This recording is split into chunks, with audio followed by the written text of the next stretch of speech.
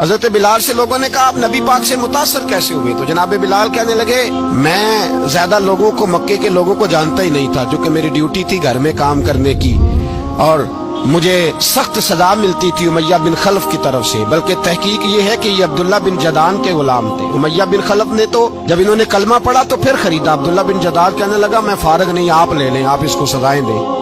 تو کہتے میں ان کے گھر میں ہوتا تھا، تو میں تو زیادہ لوگوں کو جانتا ہی نہیں تھا، کبھی مجھے موقع ہی نہیں ملا تھا باہر نکلنے کا، ہماری غلاموں کی کوئی زندگی نہیں ہوتی تھی۔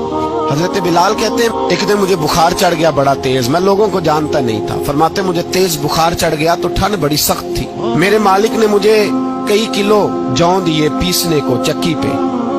کہتے میں بیمار تھا تو میں نے کچھ دوائی لی جو اس وقت موجود ہوتی تھی، میں نے اوپر لحاف لیا، دودھ پیا تو مجھے نیند آ گئی۔ جب میں سویا تو میرا مالک آ گیا، اس نے آ کر کے مجھے سوئے ہوئے دیکھا تو کھینچ کر کمبل اتارا، رضائی اتاری، لحاف اتارا، کہنے لگا اب تیری سزا یہ ہے کہ تو کھلے میدان میں بیٹھے گا، وہاں چکی پیسے گا، اور دوسری سزا یہ ہے کہ تجھے قمیض پہننے کی بھی اجازت نہیں۔ حضرت بلال کہتے ہیں تیز بخار، ٹھنڈ کا عالم، اور جب میں چکی پیس رہا تھا تو رو رہا تھا۔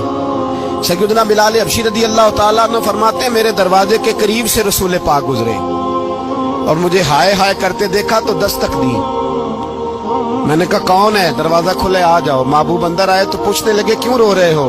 تو میں نے کہا جاؤ اپنا کام کرو، یہاں دکھ سارے پوچھتے ہیں، مداوا کوئی نہیں کرتا، یہاں باتیں سارے سنتے ہیں، یہاں تقریریں سارے کرتے ہیں، حقوق غریباں پر بات سارے کرتے ہیں، مداوا کوئی نہیں کرتا، جاؤ اپنا کام کرو۔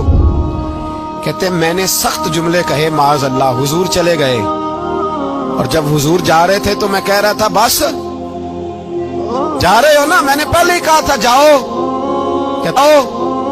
کہتے قربان جاؤں، تھوڑی دیر گزری تو اللہ کے رسول کے ہاتھ میں گرم دودھ کا پیالہ تھا، کھجوریں تھی، حضور تشریف لائے اور کریم رسول نے مجھے کھجوریں دی، دودھ پلایا اور کہا چل جا کمبل میں بیٹھ جا۔ تو میں نے کہا چکی کون پیسے گا؟ وہ تو بڑا مارے گا۔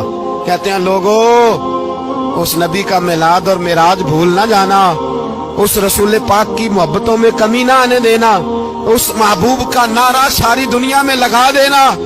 فرماتے ہیں میرے حبیب کے میں قربان جاؤں، مصطفیٰ کریم نے فرمایا تو بیٹھ رضائی میں اور آج تیرے حصے کی چکی میں پیسوں گا۔